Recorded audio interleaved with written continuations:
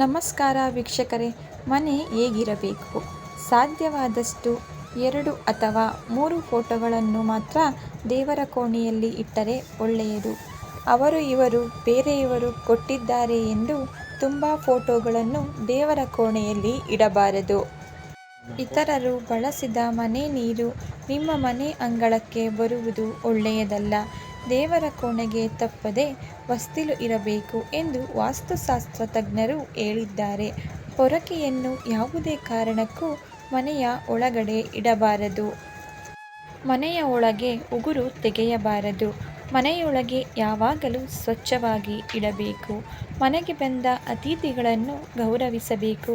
ಯಾವುದೇ ಕಾರಣಕ್ಕೂ ಮನೆಗೆ ಬಂದ ಅತಿಥಿಗಳ ಮನಸ್ಸಿಗೆ ನೋವಾಗುವ ರೀತಿ ನಡೆದುಕೊಳ್ಳಬಾರದು ಮತ್ತು ಅಗೌರವಿಸಬಾರದು. ಹಿರಿಯರೊಂದಿಗೆ ಮತ್ತು ಕಿರಿಯರೊಂದಿಗೆ ಸಹ ಚೆನ್ನಾಗಿ ಸಂತೋಷದಿಂದ ಇರಬೇಕು. ಮನೆಯಲ್ಲಿ ದೊಡ್ಡದಾಗಿ ಶಬ್ದ ಮಾಡಿ ಯಾವುದೇ ಕಾರಣಕ್ಕೂ ಮಾತನಾಡಬಾರದು. ಅದು ಮನೆಗೆ ಒಳ್ಳೆಯದಲ್ಲ.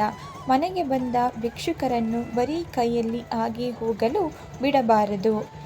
ಸ್ನೇಹಿತರೆ, ಕೇಳಿದ್ದಕ್ಕಾಗಿ ಧನ್ಯವಾದಗಳು.